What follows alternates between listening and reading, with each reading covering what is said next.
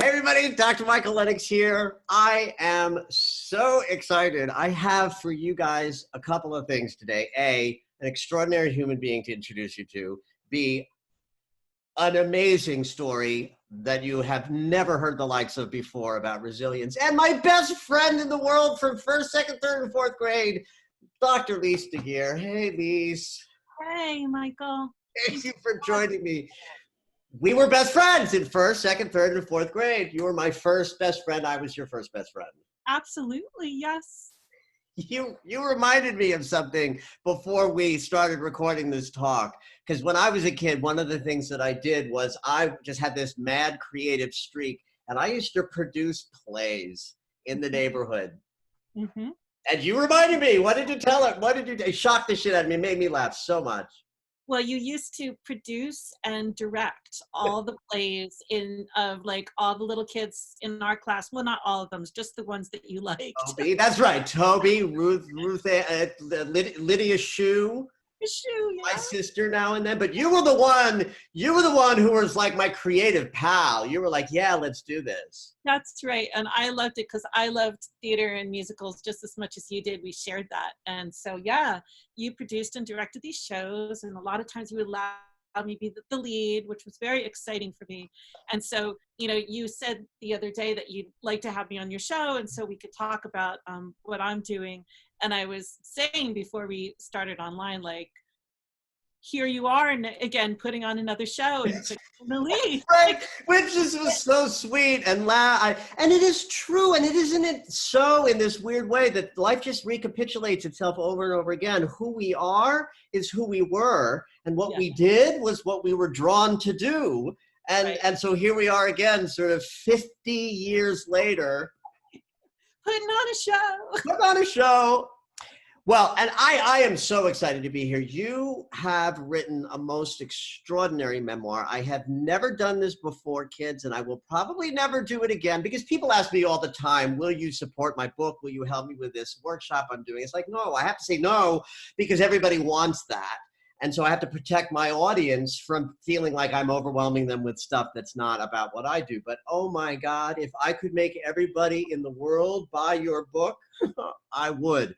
So let me start with this. Something that I'll bet nobody quite knows yet, who has not met you, sitting here in this sweet little double video where it's my face and your face, might not know that you are burned over 65% of your body from a tragic accident that happened when you were a child. Tell us the story. So, yeah, I was burned with my family. We were on vacation in New Hampshire. And the first night of that vacation, my mother decided she wanted to, start a barbecue for dinner. And my family of 4 were all on the front porch of this cabin. And the cabin had a fence around it and one path off it that led down to a lake. That's very important. Yes. But my father and my brother were on one side of the porch. My mother and I were on the other side. And she got this can of something that I guess she thought was lighter fluid, but it was not. And she went to pour this lighter fluid on the coals to get them going, and they didn't light. Although one little tiny flame did get started, she just didn't see it. And when she went to pour some more of this lighter fluid on the coals, that little tiny flame shot back into the can and exploded right over my mother and myself. In that moment, my mother realized that there was one way out of this, and that was to run through the fire and off the porch and into the lake. And that is exactly what she did. And she left me there in that fire. So I'm 4 and I'm alone and I'm on fire and I'm kind of backing up against this fence. I'm trapped. And my father, God rest his soul, I guess he could see me. And he hopped his side of the fence, ran around, got to behind the porch. He reached up and he was just able to pull me through the railings, carried me down to the lake, threw me in, and I was saved. But back then, so this is in 1967, and being burned 65% at the age of 4 in 1967 third degree was basically a death sentence. Yeah, absolutely. But not for me, because I got fortunately taken to the very best hospital for burns in the country and maybe in the world, just because we were on vacation near there. So I was taken to Mass General, and they saved me. I mean, having said that, it was a long and excruciatingly painful, physically painful and emotionally painful process of recovery. You know, so many surgeries nobody counted. Right, constantly. In fact, when you and I were friends, you would be gone for long periods of time because you were in the hospital. Describe that for me a little bit. Like, what was it like when I met you? We were 6 years old in first grade. You do not look today at all like you looked. Describe that a little bit. So when I was first out of this fire, my face had basically been melted away, the lower half of my face. So my face, my lip, my chin, my neck were all fused down to my body. I couldn't move. My arms were fused to my body too. So it's kind of like that. And also I had these, you know, my scars, early burn scars are like bright red and purple. They're very extremely noticeable. So yeah, I look pretty darn good now, but this is like the miracles of modern medicine. Modern, yes.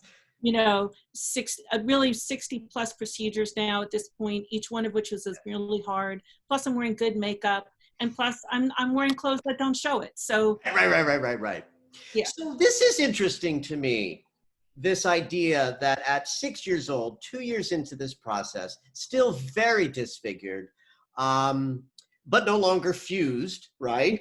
But very disfigured. There you are in our 6-year-old first grade classroom. Here I am, 6 years old, being brutalized at home with a chaotic family and a crazy narcissistic mother, which we'll get into in a minute because Lisa wins the prize. I actually do have a group of friends, and we do have a kind of a hierarchy of crazy mothers, because of course we're all drawn to each other with the crazy mothers, but I still think yours would win the prize. But I want to talk about this first. Yeah. How is it that in this physical state, traumatized both physically and emotionally, yet somehow in this classroom experience, there I was, and you were sunny and present and vibrant enough to get my attention, like, you know, and yeah. Say something about that, the disposition, because I know you wrote about this and we've talked about this, the disposition that also saved your soul. Technology may have saved your body, but your sunny disposition somehow also participates in this experience of resilience. Speak to that. Well, and that, I mean, what you're talking about, Michael, I think is one of the mysteries of resilience. There are some things that we know, there are skills about resilience that you can learn. And there's some things I think that it's just your gift or it isn't, right? Yeah. And, you know, I was just always a cheerful, sunny person. You can meet me on my worst day. I will still be nice to you. I'm sunny, but I can't say that. You meet me on my worst day and you think I'm an asshole. Maybe not now, but 10 years before. I think it's interesting because one of the things that I recognize in you that I also experience myself is that I also have some innate qualities that allow me to be sunny, if we're going to use that description, sunny in the face of adversity, hopeful, seeing the glass half full. And something that I later grew to understand was a fundamental ability to be in the world, but not of it. I was always, even as a boy, able to watch the chaos of the world and not have it take me down, but be able to speak into it. And I think that makes me a good spiritual teacher, helping other people who don't know how to be in the world, but not of it. And I think this makes you an extraordinary resiliency teacher and psychotherapist. And I think that for me, it feels like an extra gift. Have you ever thought about the fact that that sunny resilience is what has allowed you to impact so many people with your ability to teach? Yeah. I mean, but I'm going to take it beyond that. I think that sunny disposition, that kind of cheerful, grateful part of me, saved my life because my family was not there for me. In various different iterations of that, they Yeah, were not there for me. I don't want to say they didn't mean to, but they weren't. And so if you are a naturally sunny, cheerful person, you attract other kinds of people to you. that's Friends, right. other teachers, Michael, other friends, Yeah, I that's, was just the first. I was the first in a long line. I met some of them in the Zoom call that we did to celebrate your book launch. yeah, That yeah, you're absolutely right. yeah, That your ability to attract that kind of love, support, and family yeah, environment consciousness that your own family, um, could not provide. yeah, Which of course leads us to a conversation about narcissistic mothers. yes, So let's just chat about that for a moment. yeah, It is true that I have a gaggle of friends that I've met since I was teenage, and we all wound up in Los Angeles. And we do joke about like whose mother's narcissism is the most difficult. Um, my mother certainly did not consider her children's needs ever. Everything was what her needs and desires were. And so she took care of her children. But if she wanted to go see The Godfather and I was 9 years old, I went to see The Godfather at 9 years old. I did too. Well, because your parents were just like that as well. They're like, well, she's a kid. What's the difference? Well, I would not have approved of my 9-year-old self seeing The Godfather.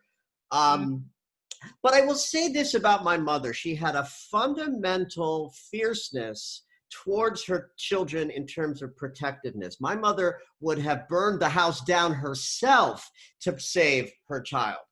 yeah. My mother carried me into the hospital with a head injury from Kathy hitting a line drive to my head in practicing for her to join the softball team.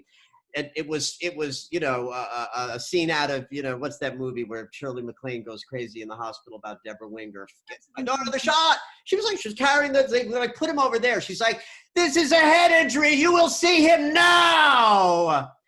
Your mother did not have some. Well, I don't. It's not for me to say, but from my observations and from the book and how you describe her, your mother was missing some fundamental care and compassion stuff. What do you know about who she is or was, I should say, now that you've got the psychological background of having a doctorate in psychology and your lifetime experience of her? Yeah. I just to kind of fill in the background a little, my mother uh, was a gifted concert pianist, and she was raised by her mother, who was also a gifted pianist. Hmm. And that part of my mother was highly prized. So she, by the age of 2, was taking piano lessons from her mother. She had her first recital when she was 4. And she spent her whole life as a child practicing the piano and getting good at it. And she was extraordinarily good at it. I She was remember. I remember. but I think, some very basic software did not get installed in that brain of hers that had to do with true attachment. Yeah. Now, my mother was very smart and cultured and funny, so she could really seem Yeah. perfectly normal and was to a certain point. But the point at which you're describing, the point at which a narcissist needs to do something for themselves, my mother, I never is a strong word, but I can't think of a time Right. that she A moment. did for me or my brother over something that she wanted. And this extended into literally life and death situation. Yes. repeatedly. Repeatedly. That's really the distinction I'm trying to make. And of course, when you get your copy of Flashback Girl, you can read all about it, because I got to tell you, what we can talk about in 20 minutes will not convey the depth of the intensity of this story. Like, there's just, we can't, there's suicides and all kinds of stuff, which is, of course, not why I'm wanting people to read this book. It's not because it's salacious and a wild story. It's because of what you put into telling of the story in terms of wisdom and observations about life that are extraordinary. One of the ones that struck out to me the most is the story about the boy on the beach, where you talk about what you discovered as the connection being the antidote to fear and repulsion. Could you share that with us? Sure. So at one point in the book, again, I'm really massively scarred. I know that that's not coming across right now in the video, but I am. And if you see a bathing suit, I can stop people in their tracks. Yeah, there's no mistaking it when you're in a bathing suit, none. And upon occasion, I do go to the beach or to the pool, and you wear a bathing suit. And I know that I will be stared at, yes, or that people will not look at me. Sort of the opposite of staring. I guess it's better than being stared at, but that studiously. But when someone is efforting and not looking, you can feel it. Yeah. So in the book, I describe, the sort of thing that happens to me all the time, which is seeing a little boy and the boy seeing me, and that, the moment at which he just starts staring and the mouth is just like, mouth agape, just this fixed look of horror, and what it is like to receive that. Yeah. For me, which, it's been a long time, but you don't get used to that. No, I guess you don't. I have learned how to manage it. Right. And as you were alluding to, and one of the ways that I manage it is by looking at somebody when they're looking at me that way, maintaining eye contact and smiling and saying hello. Which is so antithetical to the feeling of, oh, you're attacking me with your disgust or revulsion, and so I either have to flee or fight that. What an antithetical approach. Right. Well, if you can remind a person that you're human, yeah, okay, I look different, but I am human. Then immediately, usually a person, the first thing that happens is they feel embarrassed, like, oh, I'm not supposed to. Caught me being, yeah. And then if you can continue talking past that, then you can really make a human to human connection, which is, I think, like, well beyond my story, what we all need right now, right? Is a human to human connection in every single way, in every single place right now. This is part of why the timeliness of the book to me is so incredible, because the world is changing so vastly, and there's such an opportunity in that for people to heal stuff that might not be being effaced if the world weren't so crazy. So I think that a story like yours and the wisdom that's behind your experience it's a valuable, like, you couldn't have timed it better. But of course, you had to wait for some things to occur before you were even ready to be aware of the story. One of the things that was interesting to me was about how tuned into your mother's narcissism you got when you became a mother. Can you talk about that? Yeah, that was a very crucial change for me, because my mom, she was kind of cool. Like, she was sort of like hippie, really liberal, I'm breaking these rules kind of feel to some of her decisions that could seem like, well, she's just cool. And it was really only when I had kids myself that I was like, oh, you know what? All that she's doing these things for her, actually, that was neglectful. Yeah. And things that as a child I could kind of put up with, because again, I'm pretty resilient. I could just sort of make the best of it. When I had children of my own and they were the age that I was when these things started to happen, I was aghast. I didn't mention before when we were talking about the fire in the hospital, I was alone in the hospital. Yeah.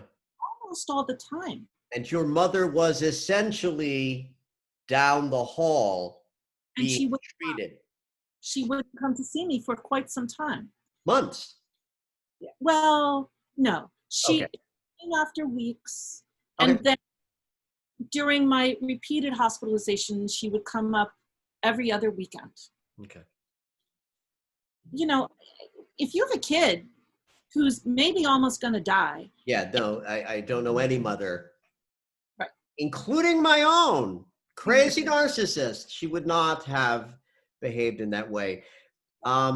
So that becomes one turning point. And another turning point is your mother's passing, both because of how she passed and that she passed. One of the things that you wrote about that floored me was that you said something that your body was grieving the loss of your mother more than your heart and mind.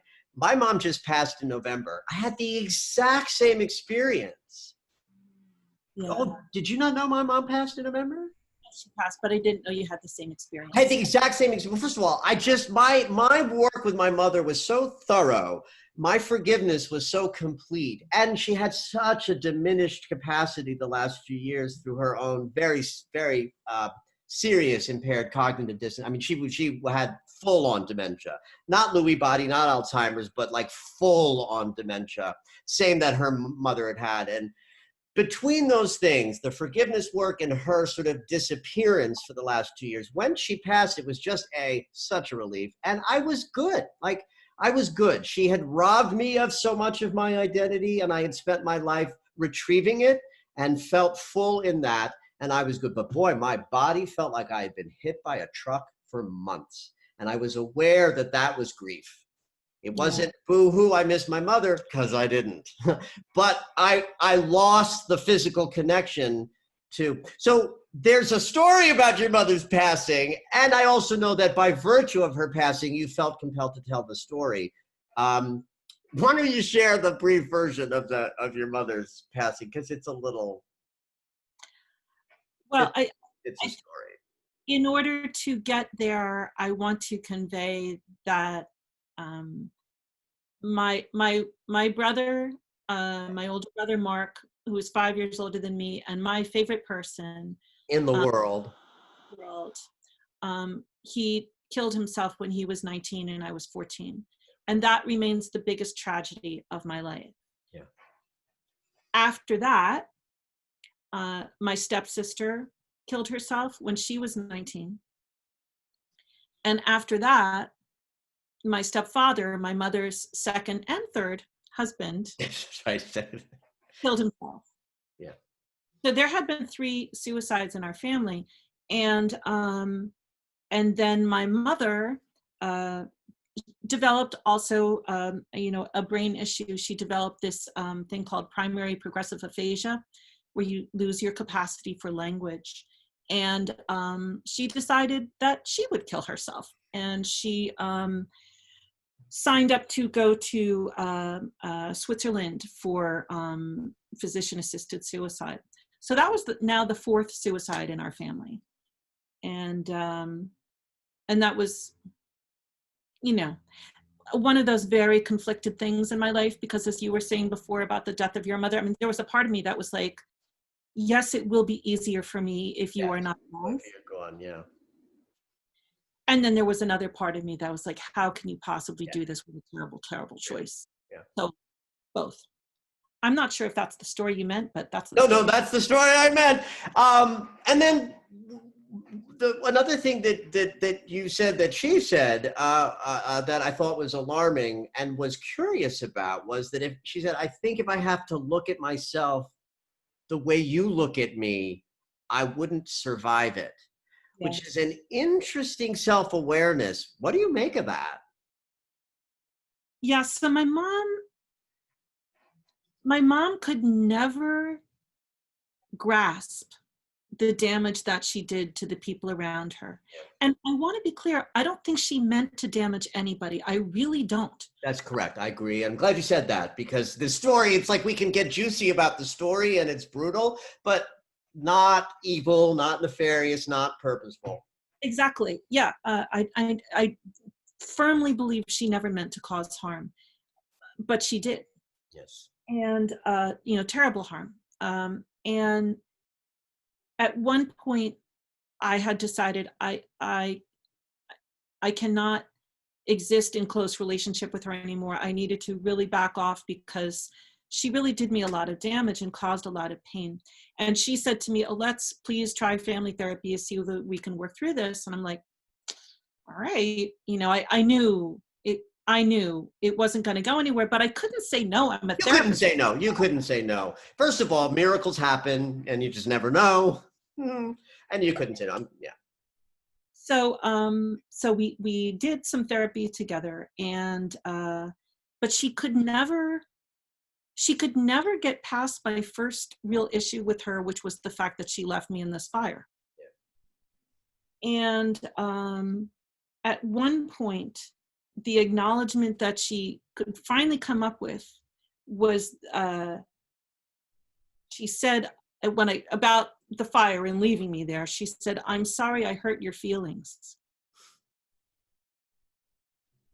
And that was the point at which I was like, I am so done with this. I am never doing this again. I am done. Yeah. And as we kind of finished that session, I was like, I can no longer do this with you. And she sort of looked at me, as you said, Michael, and she said, "I think if I have to look at myself the way you look at me, I won't be able to survive it." And I said, "I understand that, and that is okay, but I cannot be close to you." There's so much right in there, right? The idea that she's both talking about attacking you for looking at her so badly, but also acknowledging that there's something to be looked at that she can't look at. God, Michael, I really never even thought of it that way. I guess there is a slight tacit acknowledgement there, isn't there? It's the most tacit acknowledgement she was capable of, and it's like triple reversed. Like, I know that you know that I might be, that you think I'm a this, but I'm not, but you think it, so I know that it might be possibly. Yeah. All right. One last question, honey. First of all, let's show the book again. Flashback Girl. Well, two last questions, because first of all, I love this design. The fact that the flower's pistil is a match. Yeah. So this is the design of my incredibly gifted nephew, Austin Alphonse. And to call him my nephew makes it seem like, oh, that's how we got this. He's just incredibly gifted. But yeah, for those who can't see it, it's a matchstick with just a little flame coming off it and a charcoal flower drawn around it. So beautiful. Beautiful. Really the whole book, actually. Really, on every level, which is what a good cover design ought to do.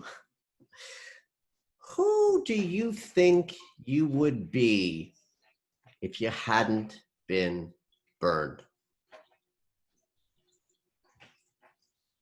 I think I probably would be not that great a person. I mean, both of my parents, again, meant well. I understand it. They were both pretty narcissistic. And I, at the time, would have turned out, I think, to be a beautiful woman. Yeah. Oh, no doubt. And gifted with talent and charismatic and a little narcissistic. I think I could have turned out pretty badly. So yeah, it's hard to be grateful for that, but I think it put me on the path I was supposed to be on. Stunning. Thank you so much for taking the time. I know you're crazy busy because you're a full-time, psychotherapist and doing lots of, interviews and everything. Get this book, kids, Flashback Girl. It's an extraordinary story, beautifully written. It will captivate you just by its writing style. And I mean that with 3 days. I read this in 3 days. And that's not because I like you. I read it in 3 days because it was readable. I'm also a voracious fast reader. But it's extraordinary, and it's a beautiful tale of resilience. And now more than ever, we all need to tap into stories of resilience to beat the world on its own terms at this moment. Thank you, Lise. Thank you for coming. And Thank you for having me. I really appreciate it. bye, everybody.